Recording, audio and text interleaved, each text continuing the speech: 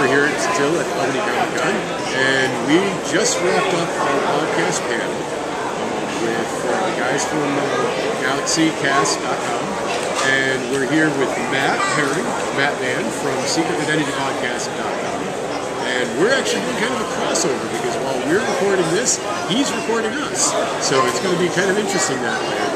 You're going to actually hear the same podcast on both shows, I guess. Maybe we'll try it and we'll see how that goes. Yeah, we'll see how it works. So what did you think of the panel overall? You know, it's interesting because I am not a panel guy. Every time I go to a show, I stay away from the panels because to me that is time that I could be out interviewing, shopping, doing all this other stuff. But when you get to do stuff like that, it's a lot of fun, especially at the end when you say, so do you have any questions? And people actually raise their hand and have questions. Yeah. Because there's nothing worse than the crickets. And you're like, yeah. I don't mean Buddy Holly crickets because I love Buddy Holly, but when you hear nothing, no questions, and one guy asked 3 or 4 really good questions, you know, about getting started in this thing. Exactly, and I mean that's a great thing that people are wanting to get more into it. So it gives everybody that opportunity to be able to say what they want to say and get it out there. I think the only other thing worse than like the crickets is when you're sitting there talking and like pretty much like the whole row just gets up. It didn't happen to us, thank God. Yep. But that really is like, I'm still talking. Yeah, and it's also good to know that there's still a lot of passion in up and coming. Oh, yeah. The future. Yep. It's really good to know that no matter what we do, people are going to want to learn from us. I never thought anybody would ever learn anything from me when it comes to podcasting, but there we are. And it's just, let's face it, guys, it was fun. Yeah. Yes, it was very fun. You know, when I look back to when we first started doing Secret Identity at SecretIdentityPodcast.com, and there we go. Nobody else was doing this, so we really didn't have a lot of people to turn around and say, hey, what's going on?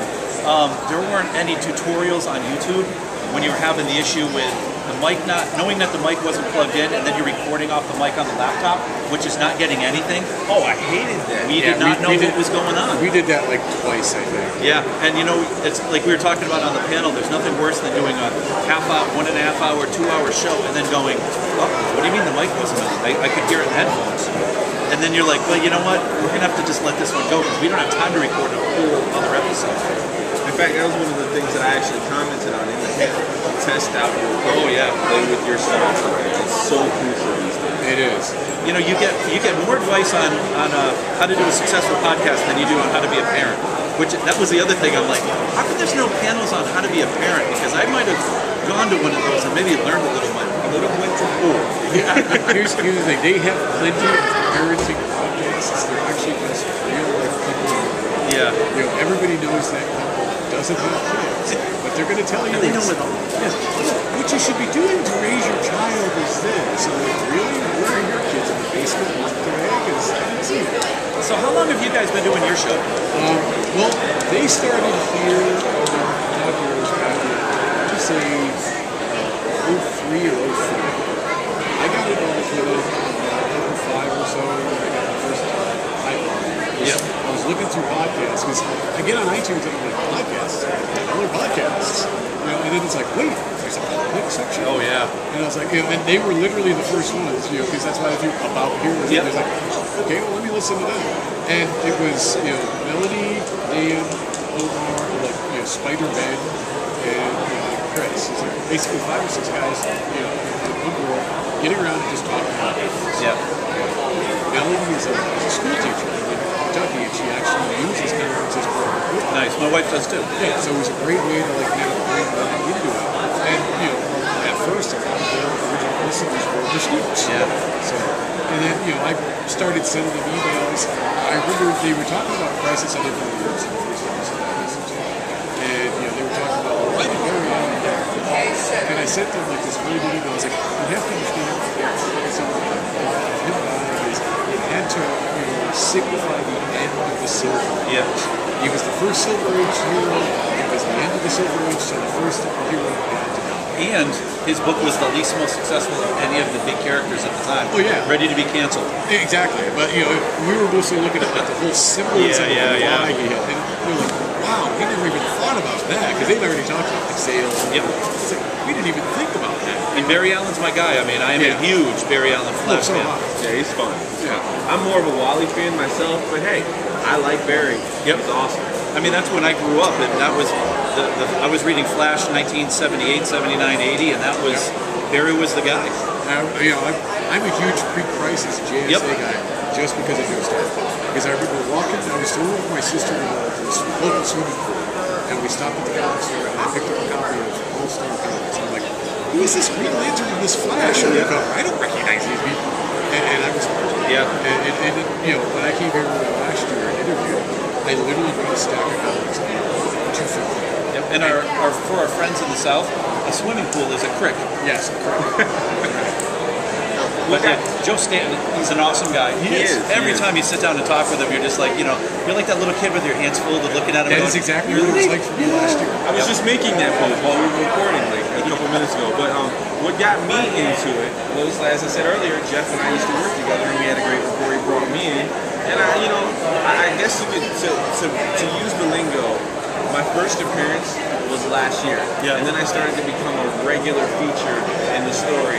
And I'm getting ready to go full-fledged into the team. So with me, my slot is nice. And like last time I came, I brought a friend of mine. She wanted to get involved in the podcast. She's still trying to. But I mean, it's great that you see these people go, hey, that's a great concept. Yeah. I want to try it out, and then see the natural stuff going on.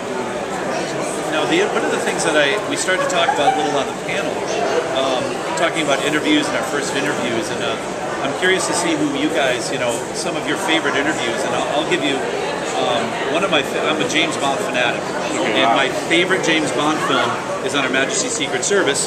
Guest appearance, guys. Oh boy. Guest Don't appearance. listen to a thing this man says. He's John Wetton's biggest fan behind John Hebert. And you know what a lying bastard that guy is. And we absolutely love this guy.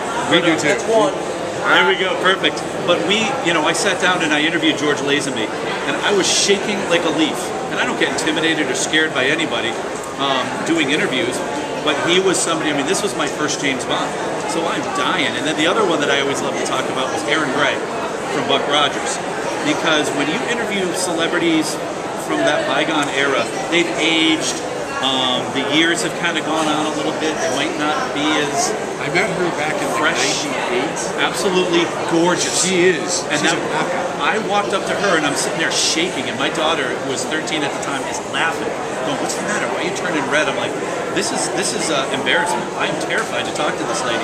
One of the best interviews because she is so cool, so down to earth. And I just saw. I'm not going to mention the industry professional's name, but I noticed she was at Phoenix Comic, and he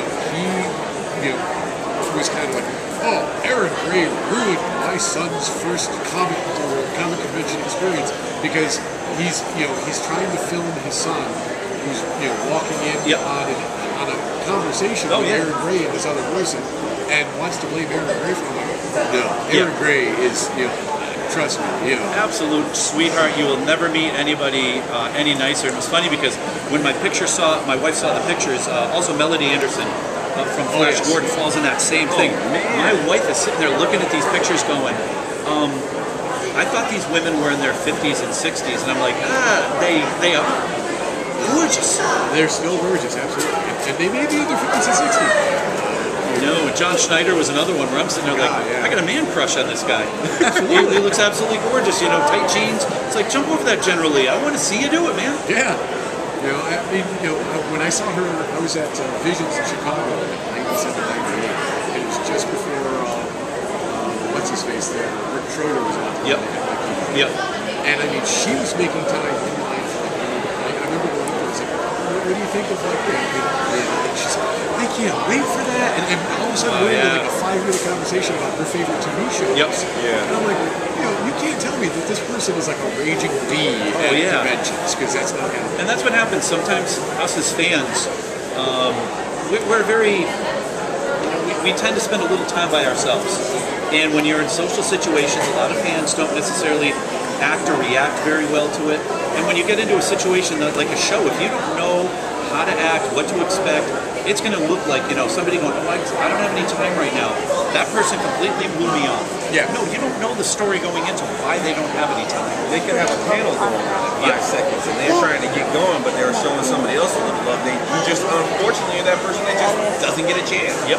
Wait till next year, buy another ticket. Yep. Another guy that has such a nasty reputation in the industry is Jim Shooter. Yes. And when I sat down to interview him in Baltimore, I was terrified because I'm like, oh, this guy's going to eat me up. We sat there and he couldn't have made me feel any more comfortable. We had a 15-20 minute chat, and afterwards he looked at me and said, I really had a lot of fun. You asked some incredible questions, and I'm sitting there going, I just asked you some dumb questions. Oh, security. I hear that all the time. I just have one question. Do you know what the starting about? You have to. You got to. Explain, listen to me the other way. What's the difference between a shower curtain and toilet paper? You're never coming to my house. Thank you very much. Good night, Iowa. 3 shows daily. Answer, can I still come? Please take your wages. John Hebert wants you to take your wages. And try to be. And, you know, talk about a guy who's just, I mean, my relationship with John predates Secret Identity.